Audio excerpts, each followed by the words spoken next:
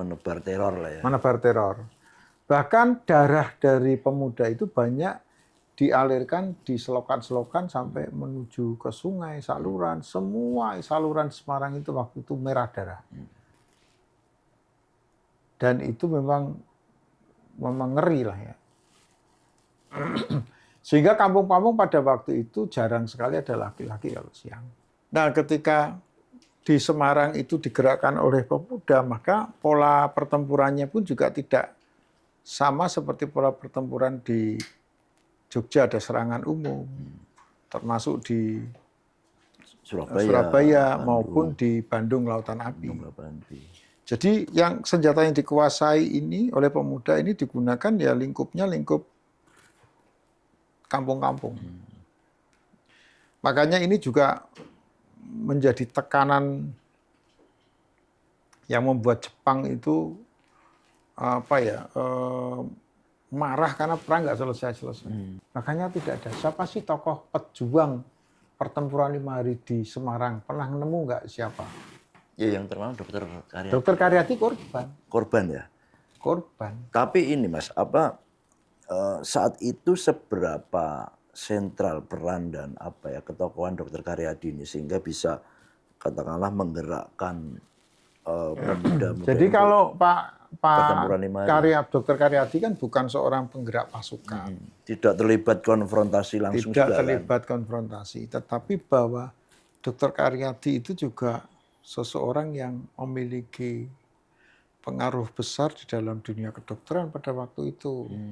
Karena dia juga penemu pil Kina kan untuk malaria. Untuk malaria. Dan dia juga seorang peneliti laboratorium.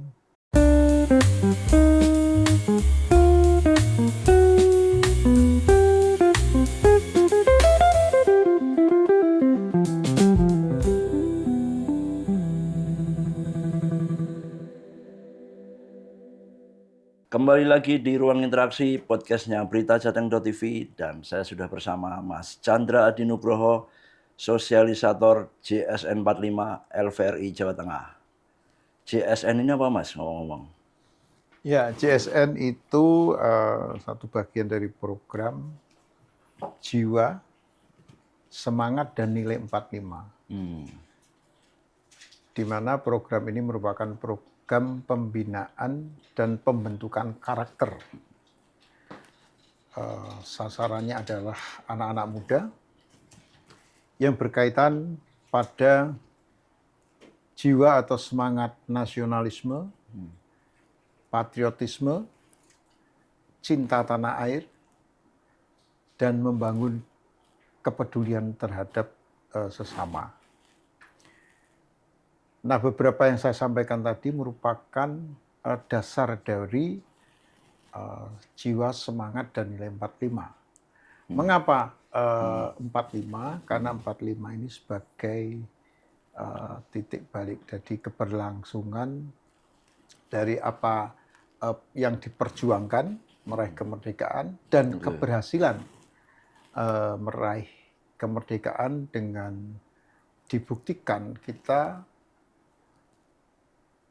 berani memproklamasikan kemerdekaan Republik Indonesia atas usaha sendiri, bukan hadiah dari siapa-siapa. Dari bangsa lain.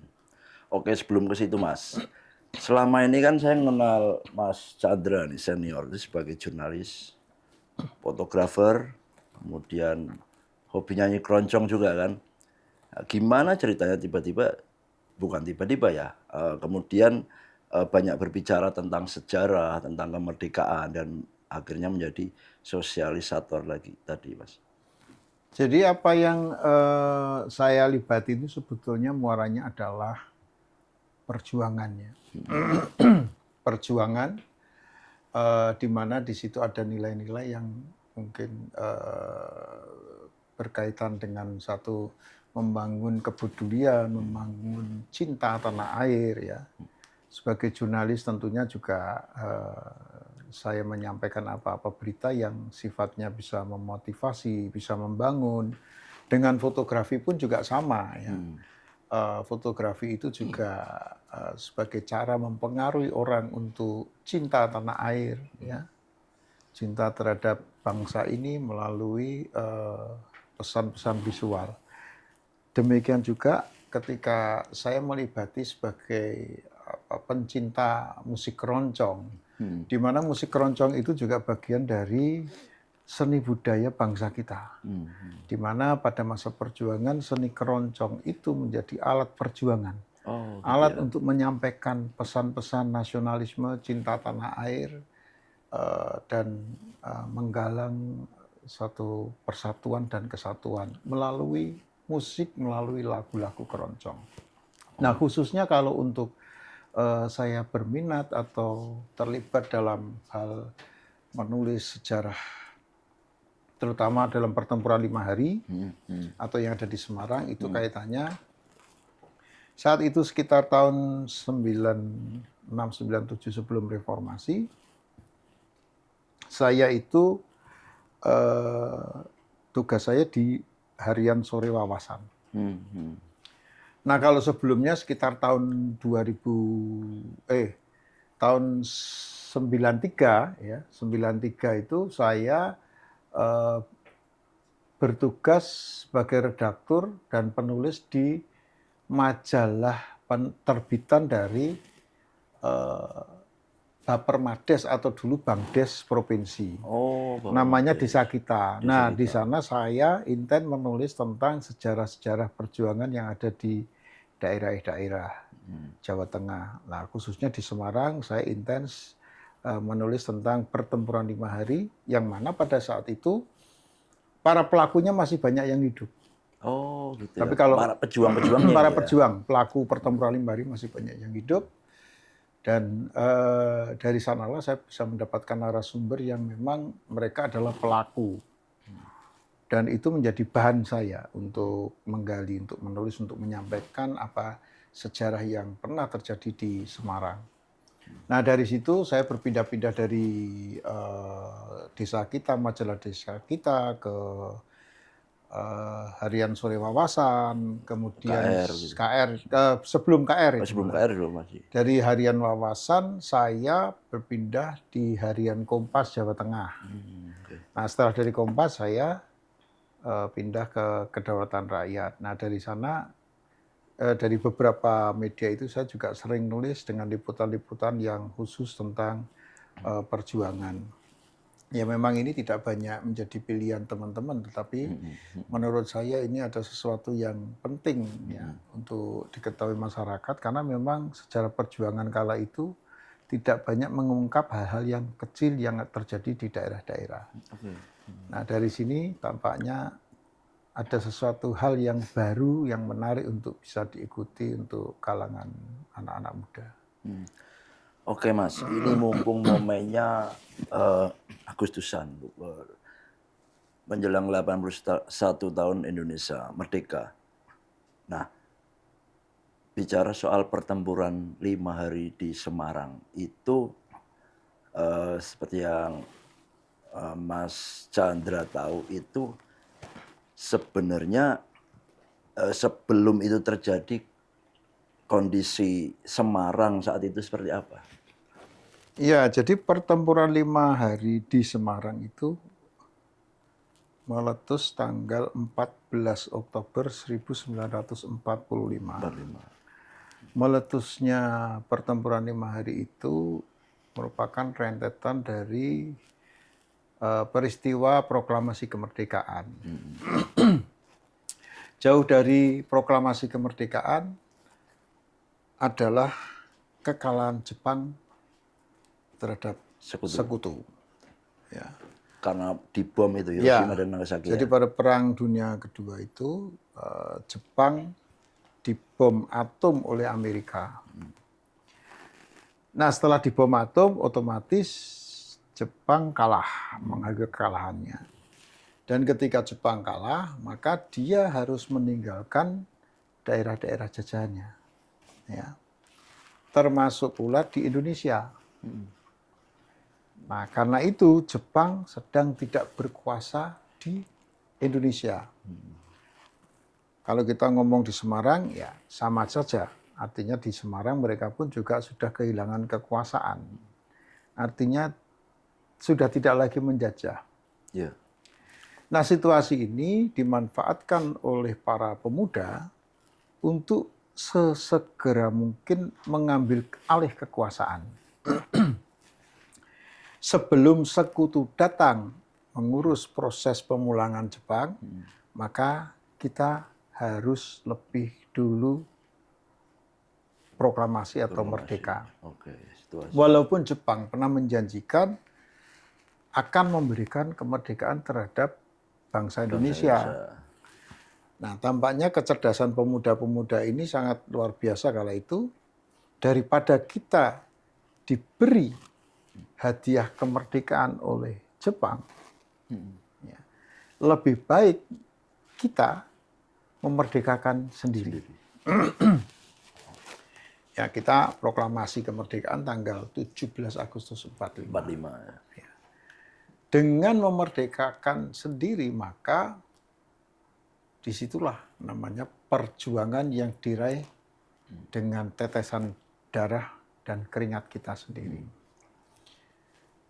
Nah, ketika setelah 17 Agustus, maka di semua daerah itu sudah mempersiapkan pemerintahan. Termasuk juga di Kota Semarang. Jadi di Kota Semarang, pada saat 17 Agustus itu, pada saat pembacaan itu, rakyat Semarang belum paham kalau hari itu sudah merdeka. Sudah merdeka, sudah diproklamasikan ya. Ya, baru ketahuan pada saat beberapa menit selang pembacaan di Jakarta, itu tersebar berita proklamasi kemerdekaan dari kantor berita Dumai. Ya, kantor berita Dumai. Oleh kantor berita Dumai yang ada di Semarang, itu ada di sekarang ini menjadi Hotel Wiskin Jalan Pemuda. Oh, oke. Ya. Ketika diterima di sana, maka berita informasi tentang kemerdekaan yang dibacakan Bung Karno, itu beritanya dibawa ke Gedung Java Hokokai. Gedung Java Hokokai itu merupakan gedung pertemuan dari rakyat kita, dari pemuda-pemuda ya, yang di situ sedang membahas tentang pembentukan pemerintahan, tentang kemerdekaan dulu. Nah, dari situ rapat yang dipimpin oleh Mr. Wongsonegoro itu sempat terhenti karena adanya kurir dari Dumai Semarang itu masuk membawa berita itu. Mr. Wongsonegoro ini gubernur Jawa Tengah pertama. Waktu itu masih residen. Oh, masih residen ya. 17 Agustus masih wakil residen. Wakil residen. Jadi mesti kayak wakil wali kota gitu ya. Sekarang yang namanya jadi nama rumah sakit ya. Ya. Nah, dari situ maka setelah di cross check betul ini Indonesia merdeka, maka proklamasi kemerdekaan Republik Indonesia dibacakan di Semarang itu ada di Gedung Java Hokokai. Tanggal berapa itu? Sama, 17 Agustus 45. Cuman jamnya berselang beberapa menit atau beberapa jam sebelum Jumatan. Tidak langsung diketahui ya. Ya, karena kan waktu itu kan sama, tidak gitu. seperti WA ya. Belum Nah, ada. belum ada WA, cepat gitu ya. RRI juga belum ini ya. RRI radio ada juga. Sudah ada juga. Ada. Tapi dulu pakai berita Sandi Morse. Dan orang yang memberitakan dengan Morse itu namanya Sugiarin, itu orang kelahiran Purwodadi yang makamnya itu di Berkota Semarang. Okay. Nah, setelah dibacakan di sana, maka teks proklamasi itu dibawa ke Masjid Agung Kauman. Karena pada saat itu kan hari Jumat. Yeah. Rencananya akan dibacakan pada saat khotbah Jumat. Nah, terus sebagian lagi teks itu dibawalah ke kantor Sinar Baru. Sinar Baru itu kantor media ya, cetak ya. Media cetak. Yang di mana di situ ada Pak Hitami. Oh, Pak Hitami ada di sana. pendiri Suara Merdeka ini ya? Ya, pendiri Suara Merdeka, ya, Sinar Baru itu. Nah, oleh Pak Hitami, naskah itu rencananya akan dicetak dalam bentuk pamflet. Pamflet ya, untuk disebarkan siang itu. Ya. Ya. Nah, proses karena itu mendesak menjelang Jumatan, maka di Masjid Agung Kauman, setelah dibacakan itu ternyata Jepang yang mendengar, karena pada waktu itu ada siaran radio siaran langsung Jumatan oleh radio di Semarang pada waktu itu, langsung didatangi Jepang diobrak-abrik. Terus di kantor percetakan Sinar Baru di Jalan Purwodinatan itu juga didatangi Jepang, diobrak-abrik, tidak boleh dicetak. Oh, Tapi akhirnya Pak Hitami mencetaknya setelah Jepang itu pergi. Dan sore hari itu disebarkan ke seluruh. Nah, dari informasi itu maka tumbuhlah semangat bagaimana untuk menyusun pemerintahan di wilayah Kota Semarang, Jawa Tengah, dan melengkapi aspek-aspek pertahanan dan keamanan. Dari kalangan BKR, TKR, BKR ya, BKR, terus pemuda, pesantren-pesantren itu membangun kekuatan menjadi embrio untuk kekuatan bersenjata. Nah, kalau mendirikan badan-badan keamanan atau pertahanan, tentunya kan butuh senjata. Butuh senjata. Ya, pada saat itu tidak ada senjata. Apalagi menghadapi kemungkinan Belanda itu datang. Karena biasanya kalau penjajah ini sudah kalah pergi, maka dia akan menyerahkan kepada pemilik sebelumnya. Sekutu. Pemilik sebelumnya kan Belanda. Mas, sorry saya potong. Saat itu kepentingan Jepang untuk mencegah agar teks-teks itu tidak dicetak, disebarluaskan apa? Atau dia kan sudah kalah perang gitu dan kehilangan pengaruh lah kalau bisa dibilang. Ya, intinya bahwa mereka tidak mau bahwa Indonesia itu sudah diakui merdeka. Denial ini. Satu itu. Ya. Kedua, kemungkinan besar bahwa Jepang tidak mau dituduh mungkin memfasilitasi. Walaupun di belakang itu ada orang-orang Jepang yang mensupport, termasuk Laksamana Maeda. Banyak orang-orang Jepang yang akhirnya berpihak ke kita, berjuang melawan Belanda. Nah, jadi memang itu mungkin politis ya.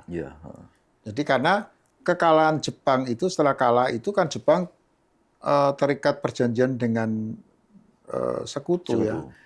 Jepang tidak boleh menyerahkan atau memberikan senjata, bantuan senjata ke masyarakat setempat. Juga tidak boleh membuat kerusakan besar.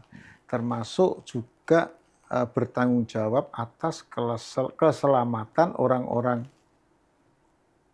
Eropa yang masih ada di Indonesia.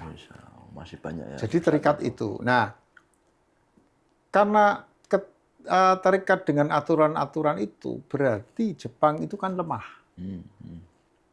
Mungkin dia tidak boleh memerangi, mungkin dia, ya artinya tidak boleh membuat kegaduhan. Nah, ini dimanfaatkan oleh masyarakat Semarang, oleh rakyat Semarang. Ya. Munculnya gerakan serobot itu ada di Semarang dulu, dipimpin salah satunya adalah Broto Jenggot.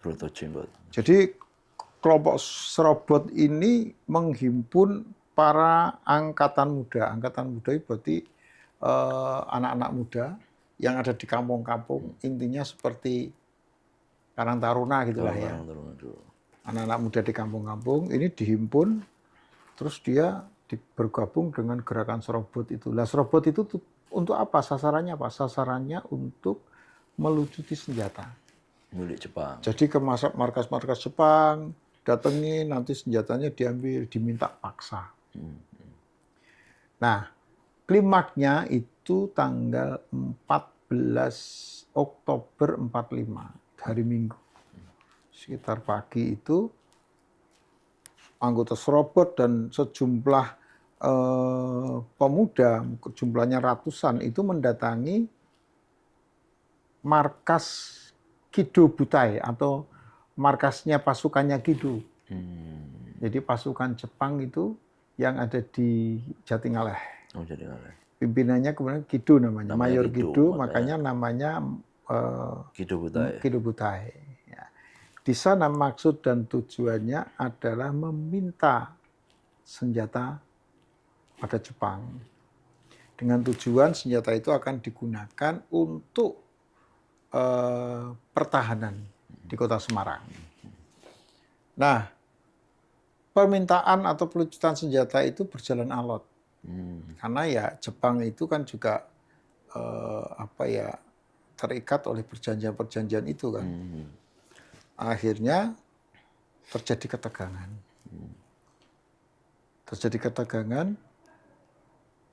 Pimpinan Serobot Mas Broto Jinggot itu menurut ada di buku sejarahnya ya, yang ada di dalam buku sejarah yang diterbitkan oleh pemerintah pada waktu itu. Broto Jinggot ini mengancam, kalau tidak diberikan senjata kepada kami, maka kami akan bakar gudang senjata yang ada di Kido. Itu ada di buku sejarah. Ini artinya masa beramai-ramai ya? Oh ya, beramai-ramai. Bahkan di situ ada Pak Wongsonegoro. Nah, terus akhirnya perundingan daripada ini ribut di sini, pertumpahan darah di sini, maka diberikanlah senjata. Nah, senjata itu kabarnya setelah dicek merupakan senjata yang sudah tidak bisa dipakai. Ya. Jadi rusak. Yang usang ya. Ya, rusak. Nah, setelah mengetahui itu, maka pemuda merasa kecewa. Nah, ketika kecewa itulah mereka turun ke jalan. Setiap ketemu orang Jepang dianiaya, ditumpahkan kemarahannya ke mereka. Banyak yang tewas pada waktu itu. Dibantai lah ya. Dibantai lah, ibaratnya. Baik militer maupun sipil ya, orang Jepang militer maupun sipil. Iya. Okay. Nah, kalau militer jumlahnya tidak banyak karena sejak kalan itu militer ditarik semua. Pengamanan Kota Semarang pada saat itu ditugaskan kepada polisi istimewa. Jadi polisi istimewa itu polisi dari kita tapi bentukan Jepang. Bentukan Jepang. Tokebetsu Satsutei namanya. Tetapi kemudian setelah Indonesia merdeka namanya polisi istimewa. Ya. Nah, salah satu ininya masih ada polisi istimewa di Semarang. Nah, pada saat senjata itu ditemukan kondisi rusak, mereka itu ya sudah seenaknya di jalan. Dan pemuda-pemuda yang tergabung itu tidak hanya dari pemuda Semarang saja. Banyak pemuda-pemuda dari luar yang datang mengepung ke Kido Butai dalam rangka untuk mencari senjata. Nah, kenapa Kido Butai? Kido Butai itu pasukan yang ibaratnya pasukan khusus. Pasukan khusus, pasukan elit lah ya. Ya, pasukan yang ya ada yang menyebut pasukan elit, ada yang jelas mereka itu punya pengalaman tempur. Senjata-senjatanya lebih lengkap. Nah, alasan Jepang tidak memberikan senjata itu juga logis. Karena senjatanya Jepang itu ada logonya, ada stempelnya kekaisaran. Kekaisaran. Sehingga itu tidak bisa sembarangan bisa dikuasai orang. Kecuali berpindah tangan karena kematian akibat perang. Dan tentu berisiko nih senjata diberikan untuk melawan mereka kan. Bukan masalah itu aja, tapi itu merupakan bentuk kepatuhan mereka terhadap kaisar. Oh, oke. Jadi ibaratnya kalau saya punya kacamata ini, perintahnya Kaisar ini untuk saya, nggak boleh orang lainnya pakai. Kebetulan kalau saya kasihkan orang, itu pelanggaran berat. Oke. Kan gitu. Nah, setelah itu banyak mereka yang melakukan penganiayaan terhadap orang-orang Jepang. Jasadnya ditinggal aja begitu saja di depan kampung, di pinggir jalan, di depan toko, di depan sekolahan, di depan ya tempat-tempat itulah. Nah, kondisi ini ditangkap oleh Jepang, oleh Gedo Butai. Oke.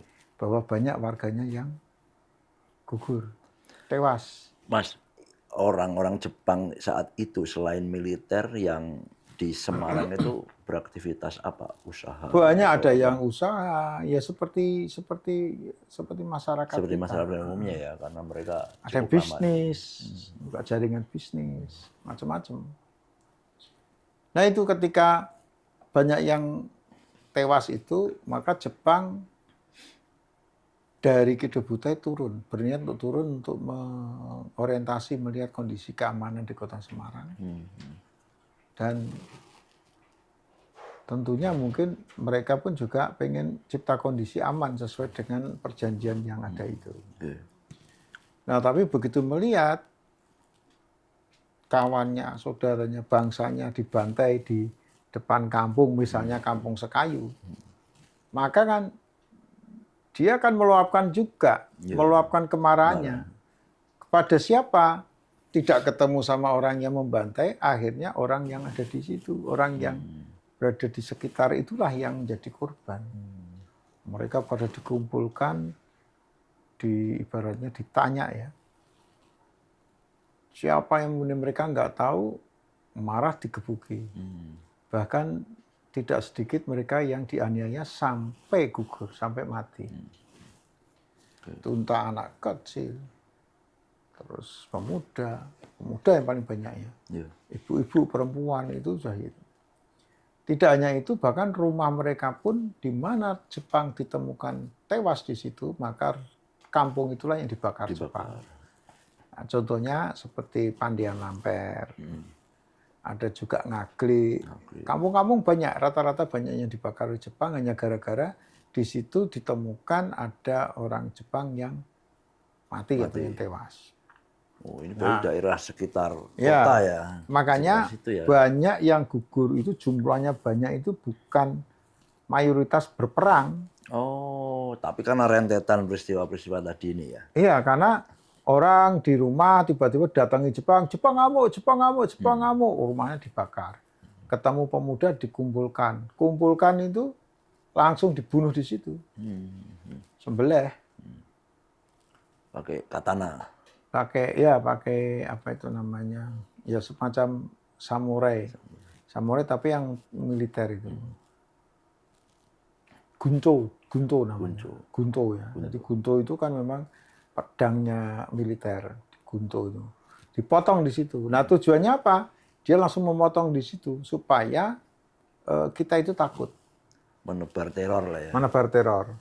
Bahkan darah dari pemuda itu banyak dialirkan di selokan-selokan sampai menuju ke sungai, saluran. Semua saluran Semarang itu waktu itu merah darah. Dan itu memang ngeri lah ya. Sehingga kampung-kampung pada waktu itu jarang sekali ada laki-laki kalau siang. Mereka ngungsi. Iya. Karena apa? Di sweeping mungkin ya. Sweeping ya. Dan Jepang itu pada saat itu kalau mengamankan jalur itu dia tidak terlihat, dia naik di atas pohon sambil bawa senjata. Ada orang lewat tembak, Maka banyak yang berguguran. Nah dari situ awal itu ketika tahu di Semarang itu banyak pembunuhan terhadap orang Jepang, maka Jepang itu mulai menyusun strategi.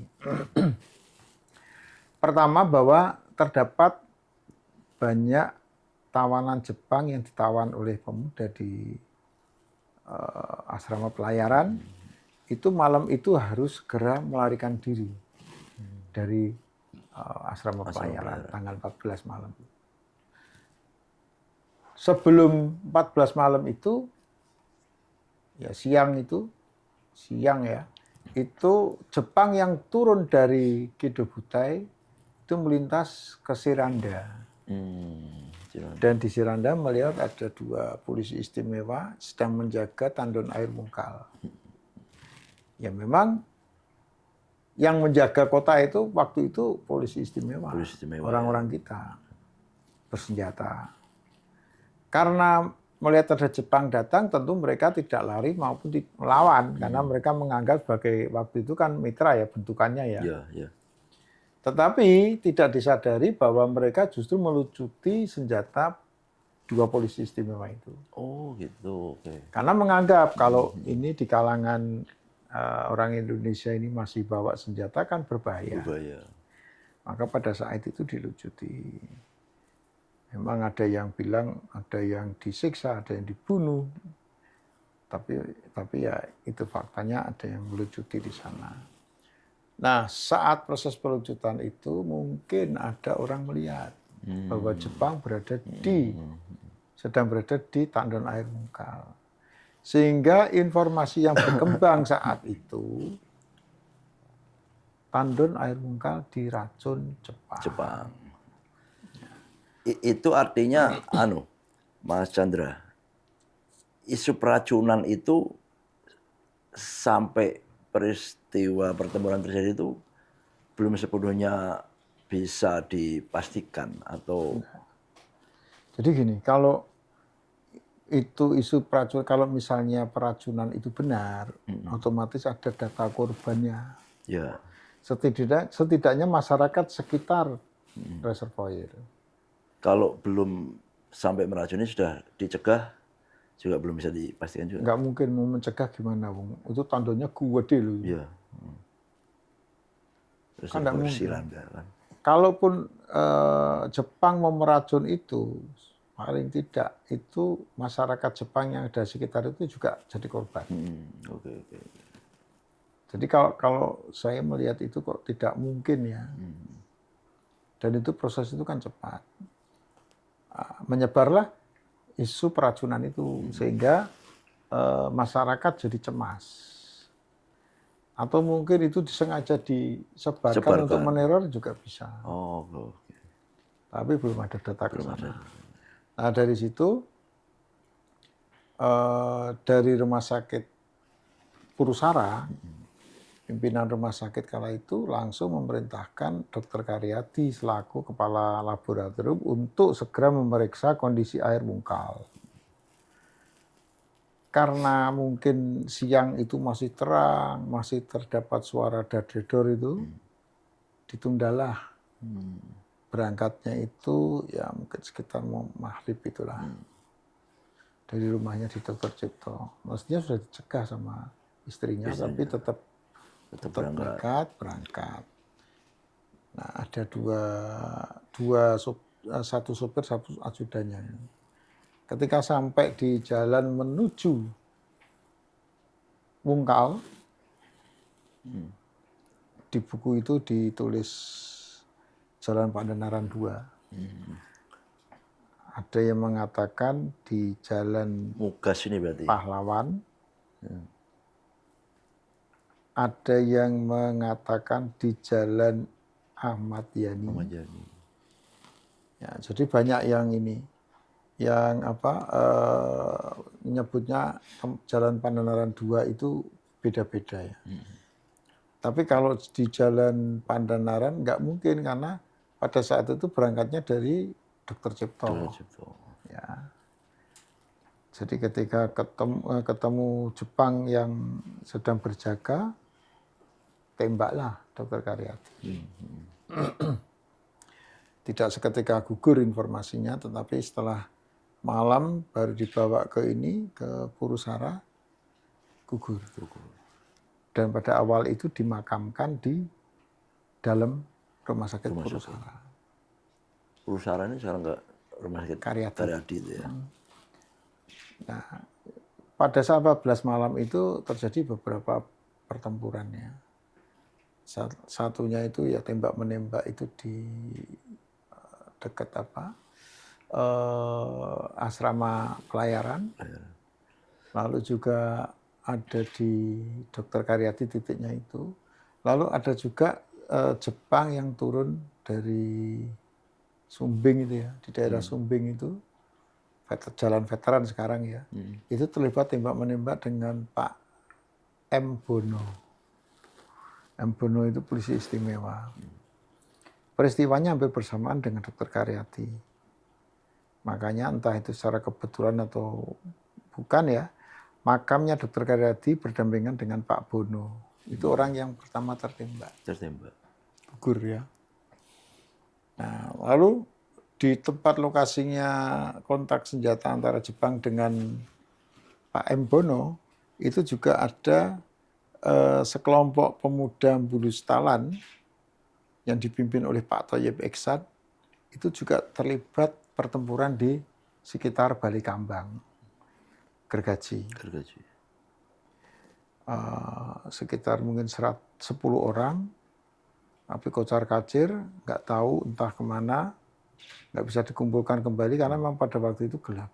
Jadi tidak bisa dibayangkan bahwa kota Semarang pada waktu itu tidak seterang sekarang. Iya, pastilah. Ya, remang-remang ya. PJU-nya belum. PJU-nya ya. Oke. Nah, terus setelah kocar-kacir itu Pak Thoyib Iksan rencananya mau ngambil lagi pasukan angkatan muda dari Bulustalan. Tapi setelah melewati depan gereja Giri Format, Ngaglik, ditembakin Jepang dari bukit Gunung Sumbing itu, Jalan Sumbing. Ini belum pertempuran 5 hari belum mulai ya berarti? Mulai awalnya ya. Maaf, bukan Gunung Sumbing, ditembakin di ini Gunung Sawu. Oh, Gunung Sawu yang sini. Gunung Sawu ya. Esparman ya. Esparman. Ditembaki dari Gunung Sawu, sehingga ada satu BKR itu namanya Sangadan. Sangadan itu gugur di situ. Dia sebagai sopirnya itu gugur. Pak Thoyib Iksan itu tertembak kakinya. Dan akhirnya lari masuk ke sungai di depan Ngaglik. Setelah minta tolong warga, ternyata besoknya ditangkap, didatengin Kenpetai. Karena di situ ada mata-mata. Terus tanggal 15-nya itu Pak Thoyib Iksan dieksekusi di sekitaran makam Belanda itu. Tempatnya itu di tebing itu. Ya, tebing. Nah, tapi ketika mendengar suara tembakan pertama, Pak Thoyib itu kaget, malah jatuh. Akhirnya dia tertindih kawan-kawannya yang dieksekusi itu juga. Dia satu-satunya yang selamat pada saat itu. Rumahnya di Jalan Suyudono. Kebetulan Pak Thoyib Iksan itu yang punya tailor gaya. Oh, Baju penjahit baju bela diri. Nah, setelah itu mulai berkecamuk pertempuran. Nah, pertempurannya berbeda dengan pertempuran-pertempuran yang terjadi di Surabaya maupun Jogja. Bedanya apa? Kalau Jogja, Surabaya kan memang menggunakan kekuatan penuh ya. Militer penuh. Termasuk dari kita pun juga kekuatan militer pada waktu itu. Tapi di Semarang ini justru banyak digerakkan oleh angkatan muda, pemuda. Oh, oke. Dengan senjata seadanya? Dengan senjata seadanya yang memang senjatanya sebenarnya speknya militer. Ada senapan otomatis Lewis, ada Thompson, ada LE.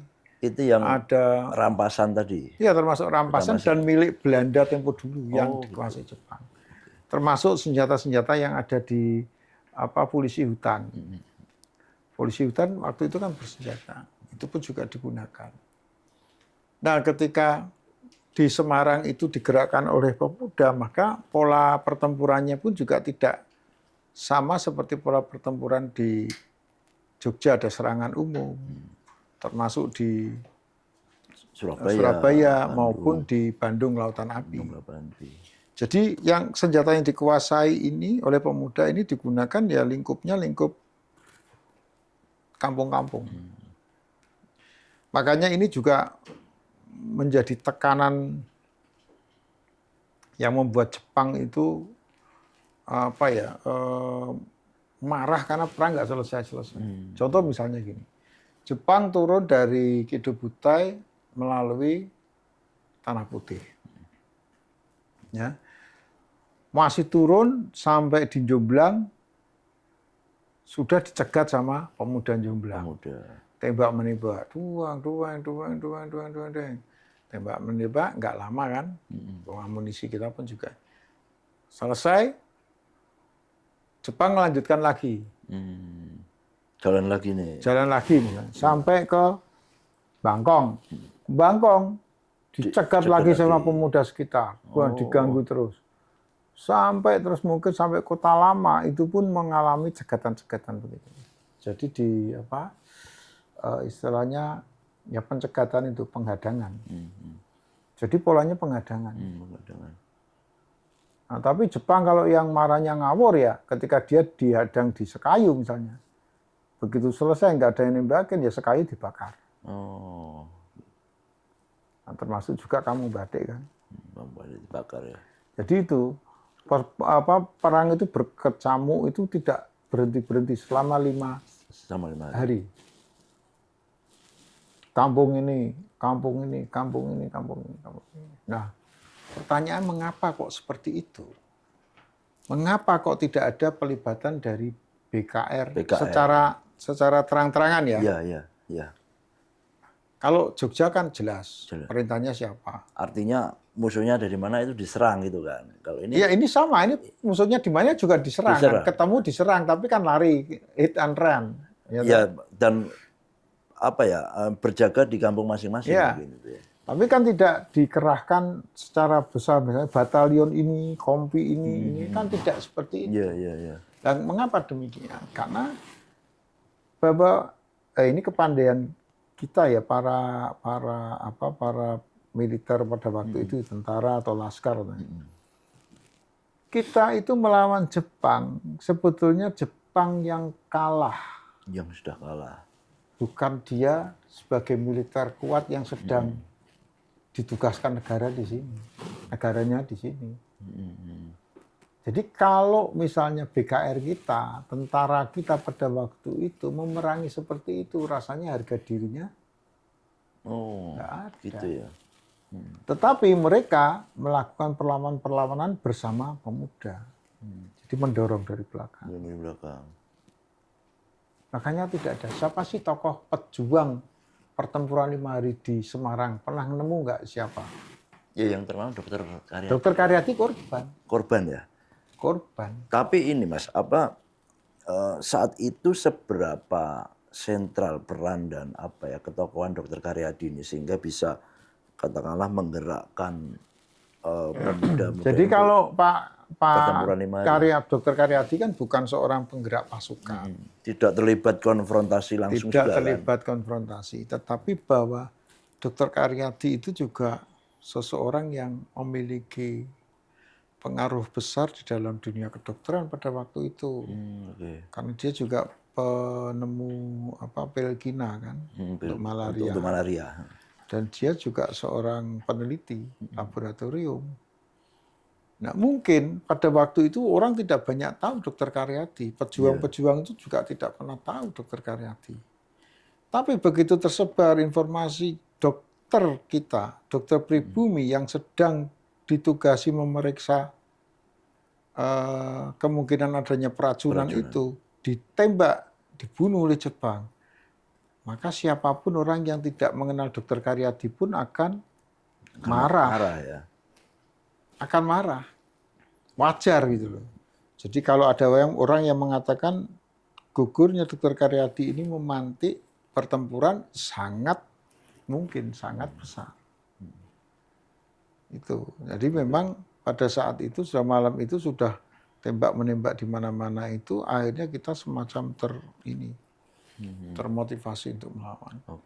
Dan mereka itu memang sebetulnya orang-orangnya atau pemuda-pemuda yang melakukan penghadangan ini, begitu sudah selesai ini, dia lari, tidak masuk kampung, berlindung di kampung, enggak.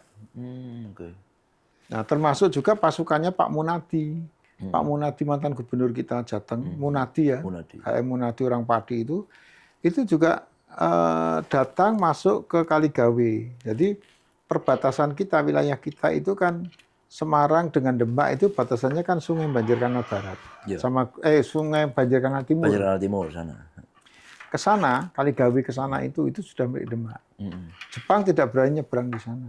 Oh, karena Makanya ya karena wilayahnya beda. wilayah beda ya. Pada saat kalah dengan sekutu itu kan wilayahnya kan dipersempit. Semua harus ditinggalkan.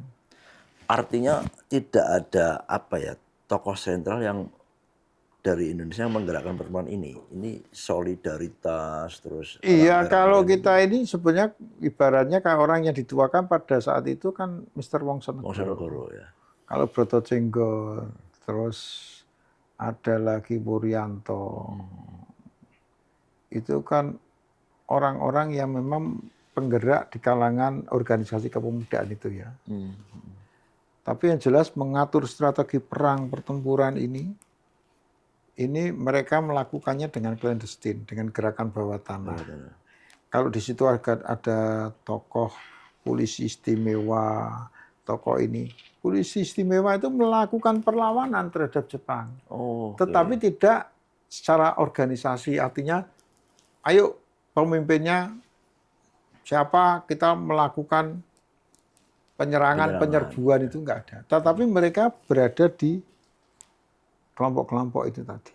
Ya. Kelompok-kelompok pemuda itu. Pemuda. Sebetulnya ya mereka paham bahwa lawannya itu sebenarnya bukan lawan ini. Karena orang yang lemah. Karena orang Indonesia juga kan. Ya, orang yang lemah kan. Kalau orang Jepang ini kan Jepang yang lemah. Iya. Kalau memang kita itu berani pada waktu itu, otomatis kenapa kok pertempuran itu terjadi pada saat Jepang sudah kalah? Kok tidak awal-awal tahun 42 kan? Betul, betul. Nah, karena 42 itu Jepang datang dianggapnya sebagai penolong. Saudara tua. Saudara ya. tua. Saudara tua saat itu yang akan menjanjikan memberikan kemerdekaan. Iya. Tapi kan tidak datang-datang kemerdekaan itu. Malah kita diperas untuk Romusa dan lain-lain. Itu. Jadi berakhirnya pertempuran 5 hari di Semarang ini saat apa? Maksudnya saat salah satu pihak sudah kalah. Enggak. Ya, jadi ketika pertempuran 5 hari itu selesai ketika mendekati sekutu datang. Oh, karena sekutu datang. Jadi kan selesai kan 14, 15, 16, 17, 18. 19 itu sudah ada utusan dari sekutu itu sudah datang, sudah masuk sebetulnya. Dan mau nggak mau harus selesai ya? Ya mau nggak mau kan dia terikat perjanjian Oke. dengan sekutu. Korbannya cukup banyak juga. Banyak. Ya dari mana? Dari Indonesia banyak. Dari Indonesia banyak lah. Banyak. Ribuan ya. Banyak. Itu ibaratnya peperangan menghadapi Kreal. Loh, nggak ada matinya, nggak ada selesainya kok, nggak ada pantang menyerah lah ya. Pantang menyerah lah ya. Walaupun secara kemampuan persenjataan kalah jauh. Gitu. Loh, tapi kan sifat itu terbawa sampai sekarang. Anak-anak muda, anak-anak muda ini. Loh, orang-orang dulu itu katanya sadis-sadis. Ada yang Sayuto itu kalau yang nyembelih Jepang itu darahnya diminum sama Sayuto. Oh iya. Ada itu pejuangnya pada saat itu, namanya Sayuto mantan peta. Dan orang-orang waktu itu ya karena memang apa ya terdidik keras, melihat kekerasan, mereka pun jadi keras. Jadi keras. Ada juga yang Jepang nyembelih ya dia ketemu Jepang ya Jepangnya sembelih. Disembelih juga. Banyak yang gitu. Jadi udah emosinya sudah memuncak semua. Dari Jepang korbannya banyak juga. Ya lumayan lah kalau yang di Alpe Bulu itu kan sekitar 200-an yang tercatat di dokumen, lebih malah. Jadi Jepang itu dimasukkan, Jepang dari pabrik gula Cepiring itu mau masuk ke Semarang karena melarikan diri mengamankan ke Kedubute dicegat di jalan. Terus karena pemuda kebingungan sudah sebagian ada yang dibunuh, sebagian dimasukkan di LP Bulu. LP Bulu.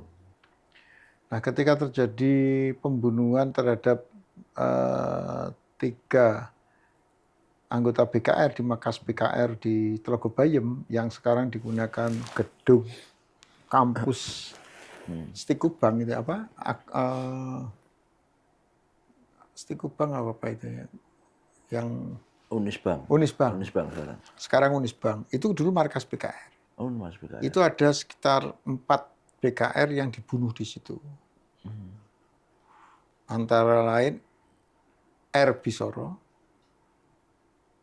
Ngasman, dan Taman Suwondo.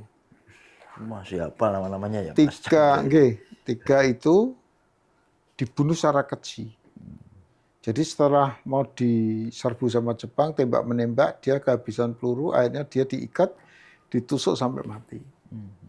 Nah, kekejaman Jepang di sana itu terdengarlah oleh teman-teman 3 orang itu, namanya Mas Niti Atmojo.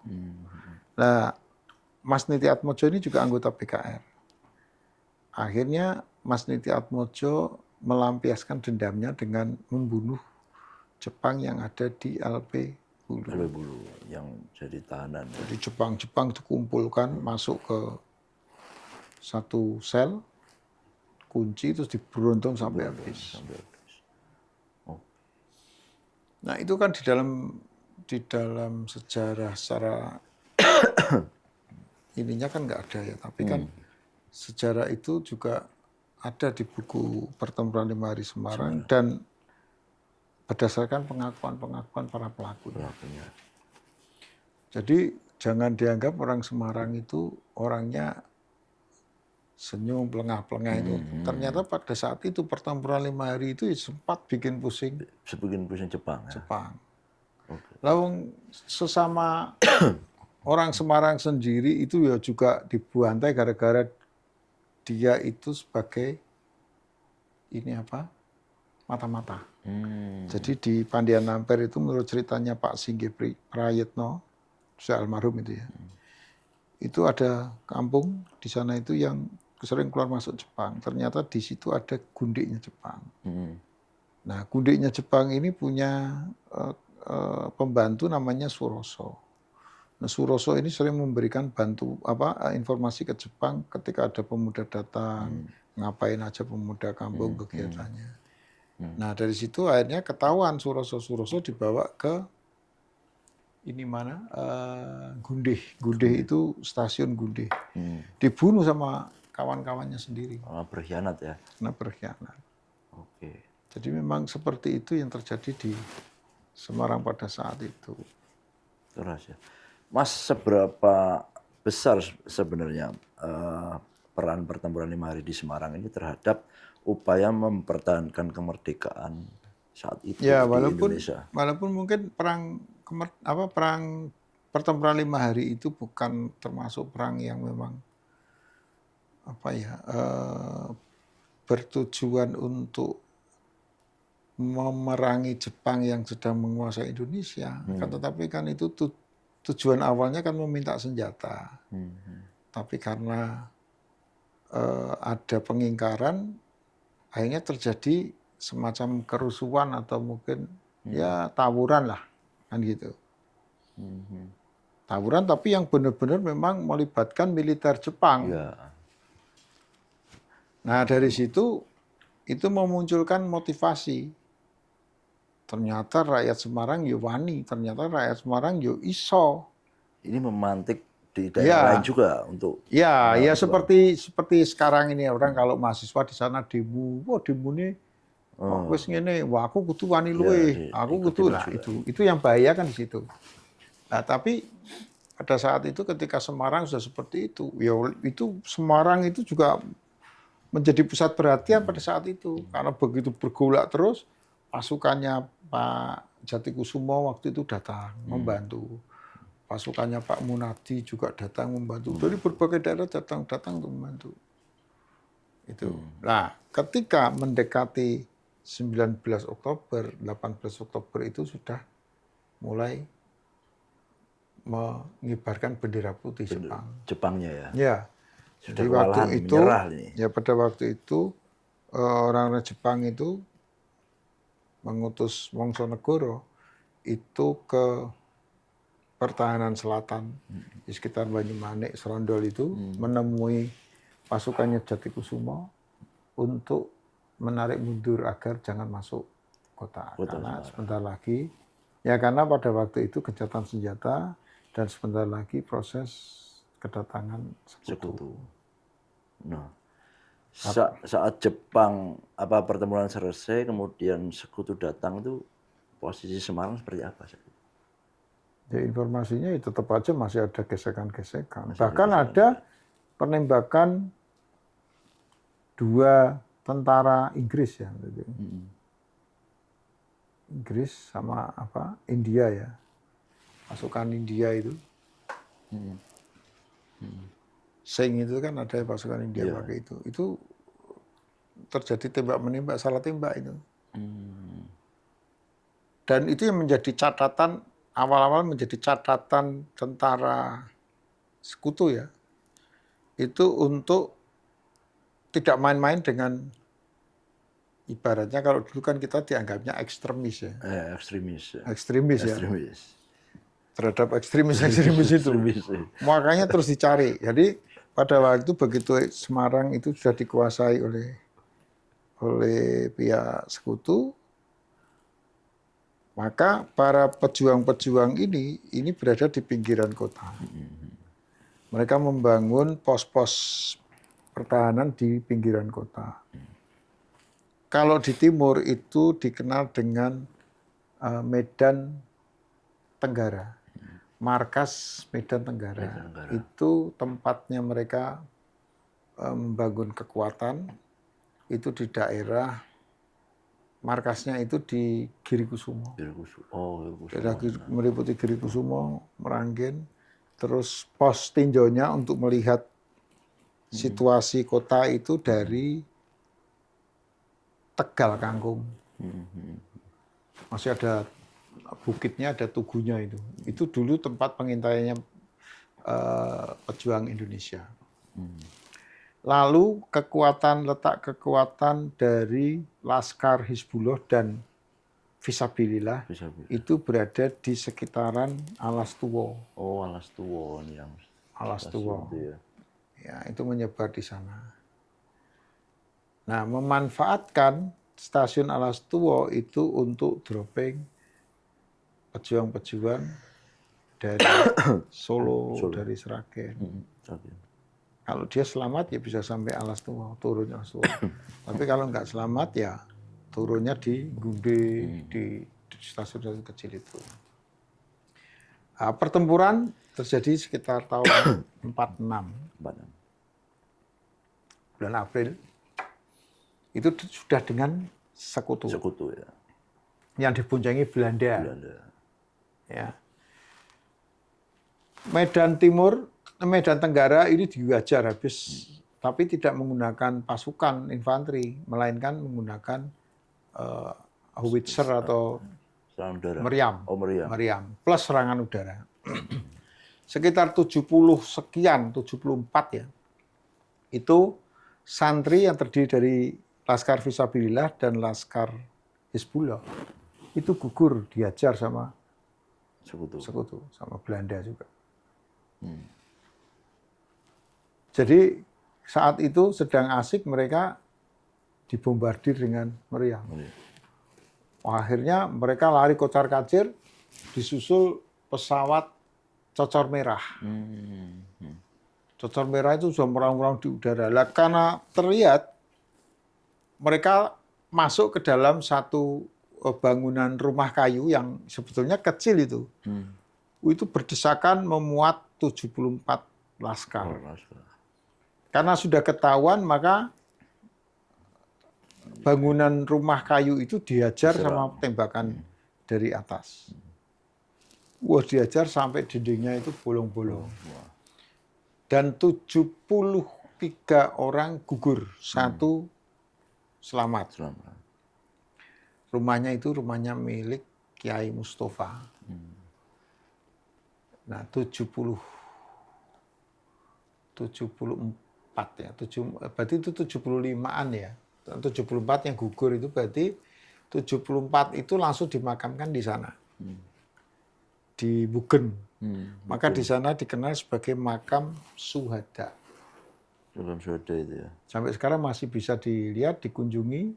Bahkan rumahnya itu yang bekas tembakannya masih ada. Mas Chandra, kalau di pelajaran sejarah yang sejak dulu diajarkan ke kita kan, Jepang menjajah 3,5 tahun ya. Terus Belanda itu 3,5 abad. Walaupun sekarang ini kan waktu itu diperdebatkan tuh, apa benar 3,5 abad apa enggak gitu kan. Tapi katanya walaupun 3,5 tahun ini penderitaan rakyat Indonesia ini yang dirasakan lebih berat daripada saat dijajah Belanda. Ini kenapa kira-kira? Ya biasa kan begini ya, orang kalau masih baru itu kan masih bisa merasakan. Ketika Belanda menjajah sejak awal misalnya dari 0 tahun, awal-awal mungkin juga merasa berat. Tapi ketika sudah berjalan kan seolah-olah itu bahwa mereka itu bagian dari kita kan pasti itu. Apa? Karena udah terbiasa atau apa? Ya karena terbiasa. Terbiasa. Lah baru benar-benar terasa itu ketika Jepang itu dengan pola fasisnya menjajah Indonesia. Bedanya lebih kejam ini. Ya tentunya. Nah sekarang kalau dulu itu kan memang kita itu kan ya kalau dengan Belanda itu hanya kalangan tertentu yang bisa sekolah ke Nederland. Ya. Tapi yang kelas bawah itu tetap ketemu aja ya suruh munduk-munduk, doro kan gitu. Ya, ya. Ya. Lah sama ketika Jepang itu begitu memimpin di Indonesia, menguasai Indonesia, semua harus bekerja untuk kepentingan Jepang, termasuk Romusa. Mereka dididik disiplin banget. Disiplin. Ya sebetulnya kan kejam sama disiplin itu kan garisnya tipis. Beda-beda tipis. Gitu. Tapi orang kan yang tadinya misalnya saat Belanda kan ada tanam paksa juga, ada ya sama bangun jalan dendels juga. Sama. Kan? Tapi kembali lagi kalau tanpa ada tanam paksa dendels itu apa kita punya jalan? Iya, nggak mungkin. Anyar sampai Panarukan. Nggak mungkin. Dia mikir kalau mungkin ya, mungkin berpikirnya kalau ini saya kerjakan dengan tenaga saya sendiri, itu akan mahal. Tapi kalau saya gunakan tenaga dari sini, saya kasih makan sehari satu aja kan, udah bisa. Karena dia dianggap sebagai budak. Tapi kan nggak mungkin Belanda melakukan itu dengan rakyatnya sendiri. Tetapi kembali lagi semua ada plus minusnya. Plus minusnya berarti orang-orang yang dipekerjakan di sana itu pun juga akhirnya tahu bagaimana cara bekerja membuat jalan. Kan gitu. Ya semua ada plus minusnya. Tidak bisa kita pandang bahwa semua itu negatif. Jepang pun ketika mendidik orang-orang kita menjadi disiplin dengan cara-cara keras, itu pun juga menghasilkan orang-orang yang keras dan punya semangat tempur. Selama dididik Belanda, kita malah jadinya londo ireng. Londo ireng yang dikatakan Pak Presiden itu. Ya, iya. Benar ya? Selama kita dididik Belanda, kita jadinya londo ireng. Jadi londo ireng, ya. membantu penjajah. Tapi ketika Jepang itu mengajarkan bagaimana kita cinta tanah air. Coba sekarang ngebangun pagi, suruh menghadap matahari di timur. Suruh menghormat. Dan ya, ini etos mereka sejak lama. Ya. Terus apa? Mereka disuruh senam. Sebetulnya itu bagus nggak? Ya, bagus. Karena apa? Ketika pagi matahari terbit, kita menghadap matahari. Sebetulnya apa? Itunya dianjurkan. Oh, ketika COVID aja kita suruh berjemur pagi. Iya, dede kan. Hasilnya apa? Sehat. Habis itu suruh olahraga. Kamu didik sehat. Terus kekejamannya di mana? Ya, kekejamannya memang mereka itu memaksakan dengan kadang tidak berperi kemanusiaan. Kan ada suatu pekerjaan-pekerjaan yang memang untuk kebutuhan mereka. Misalnya suruh tanam padi. Tanam padi, diajari nanam padi yang bagus. Tapi ketika ada hasilnya, diambil, dikirim ke negara mereka. Ada perusahaan dibuatlah perusahaan kapas, kapuk, ya. Tapi semua hasilnya dibawa ke negara mereka, diekspor untuk kepentingan mereka. Kita hanya kebagian tempat beras yang namanya karung goni untuk baju dan untuk celana. Nah, itu kan tidak adil. Tetap tidak adil. Nah, rasa ketidakadilan seperti itu juga menumbuhkan semangat juga, semangat melawan. Ditambah lagi dari kalangan Heihu Peta itu memiliki kemampuan menggunakan senjata dan berperang. Itu bekal bagi kita. Makanya ada pemberontakan Peta. Makanya perlawanan kita total itu setelah 45 menyerahnya Jepang itu, kita baru total melakukan perlawanan bersenjata. Dan Jepang kalau memberikan hukuman juga kejam. Ya kejam, keras. Karena sebenarnya itu untuk mendidik, satu disiplin, kedua harga diri bangsa itu memang harus dipertahankan. Nah, pada saat itu orang-orang Peta itu kan pola pikirnya kan sama, hampir sama dengan Jepang. Harga diri tetap nomor satu. Orang-orang Peta itu. Nah, karena didikannya mereka memang berbeda. Antara mereka yang didikan Kenil sama didikan Peta. Itu lebih jago-jago orang Peta. Oke, itu makanya terasa lebih menderita saat jajah Jepang. Oh iya.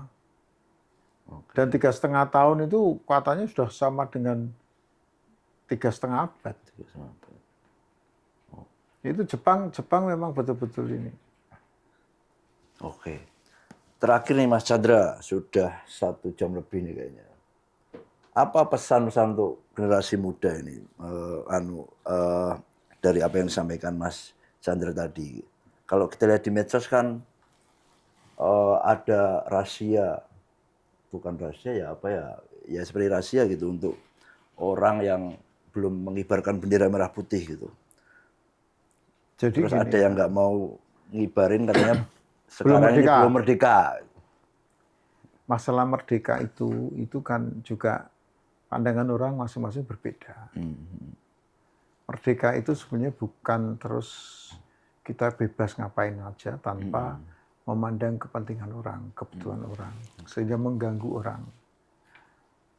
Itu nggak seperti itu ya. Jadi, masa ini sudah merdeka saya harus bebas melakukan apa aja, nggak bisa. Gitu. Nah, perjuangan para leluhur kita, para sesepuh kita, para pejuang-pejuang kita itu kan dilakukan itu kan tanpa pamrih, hanya semata-mata kita itu terbebas dari penindasan. Ya. Penindasan yang dilakukan oleh orang lain. Jepang datang itu kan menindas. Karena apa? Semua SDM kita itu diambil oleh mereka untuk mensejahterakan rakyat mereka. Ya. Jadi ini mohon maaf ya, ini jelas berbeda ya, berbeda dengan apa ya? Ya mungkin sekarang kalau kita melihat suasananya mungkin perampasan, terus pengelolaan aset yang hanya kebutuhan untuk kalangan tertentu itu dianggap belum merdeka. Penjajahan ya mungkin bisa, proteksinya kan bisa macam-macam. Tapi bahwa yang perlu kita sadari bahwa penjajahan sekarang ini dilakukan tidak melulu orang dari Belanda, dari Jepang datang ke sini untuk menjajah kita. Penjajahan sekarang bisa dilakukan melalui perantara warga negara kita sendiri. Contoh, di kita ini akan sulit sejahtera karena apa? Karena tidak akan ada orang yang rela, negara yang rela melihat kita sejahtera. Tidak rela melihat kita maju. Kita maju. Kenapa? Agar kita dianggap, agar kita tetap menjadi negara yang menguntungkan mereka. Kita tidak mungkin swasembada, kita tidak bisa mungkin membuat pesawat. kita tidak bisa membuat kapal, kita tidak bisa menguasai teknologi. Karena apa? Ya mereka punya kepentingan juga kan. Mereka punya kepentingan. Wis kowe rasa mikir macam-macam tentang teknologi. Kowe tuku mbek aku, kowe untuk cuan sak ini. Itu sudah penjajahan. Ya. Nah, sekarang ketika kita itu mau maju dihambat seperti itu, cara penghambatannya kan macam-macam. Ciptakan masyarakat kita, rakyat kita agar tidak percaya pemerintah. Bikin pemerintah korup dengan melemahkan hukum. Dengan kita tidak percaya kepada pemerintah, ya, maka yang terjadi apa? Akan ada perlawanan-perlawanan atau pembangkangan terhadap pemerintah. Ini bahaya. Dan itu tanpa sadar. Masyarakat kita tanpa sadar. Demikian juga pejabat-pejabat kita juga tidak sadar kalau mereka itu menjadi umpan. Artinya bahwa kesadaran ini harus dibangun. Cinta tanah air, bela negara ini harus dibangun. Orang bela negara itu tidak melulu ketika ada ancaman, kita membela. Tetapi bagaimana sebelum ada ancaman, kita sudah melakukan protek. Nah sekarang ini kan, tidak jelas semua, kita tidak masuk. Orang saling mencaci. Sadar atau tidak sadar bahwa kita ini sekarang sedang dalam kondisi penghancuran. Ras, antar suku, antar agama. Sekarang ini mulai dibentur-benturkan. Kepentingannya apa? Biar tidak bersatu. Ya kita tidak bersatu. Saling mencaci. Kalau kita kacau, siapa yang senang? Padahal kalau kita kacau itu biayanya tinggi, harga semua mahal. Nah itu maka kita harus bisa membangun semangat nasionalisme, cinta tanah air, ya patriotisme terutama bela negara. Jadi memang tidak mudah. Kalau kita memang sudah tertanam nasionalisme, patriotisme, saya kira kita akan lebih baik. Itu ya. Bendera itu memang ya kain biasa ya. Tapi pemaknaannya itu kan yang luar biasa kan? Karena itu simbol. Ya. Jadi kalau kita sudah tidak bisa menghargai hal seperti itu, simbol negara, terus kita mau bagaimana? Mereka kan tentunya nangis. Loh, saya di TMP aja itu ya, banyak makam orang-orang Tionghoa yang ternyata mereka berjuang betul untuk membela Indonesia. Ko Xiangbo itu angkatan muda dari Bulus Talan, dari Lemah Gempal. Terus ada Li Eng Hock, itu juga pejuang perintis kemerdekaan yang rela menjadi mata-mata Indonesia pada waktu itu. Lalu juga ada dari Abu Bakar Alatas. Ada juga Asegab, orang-orang keturunan Arab. Yang mereka itu berjuang untuk Indonesia, gugur demi Indonesia. Abu Bakar Alatas itu dulu ditembak Jepang di depan Dibiapuri atau Hotel Metro, alun-alun. Saat pertempuran 5 hari.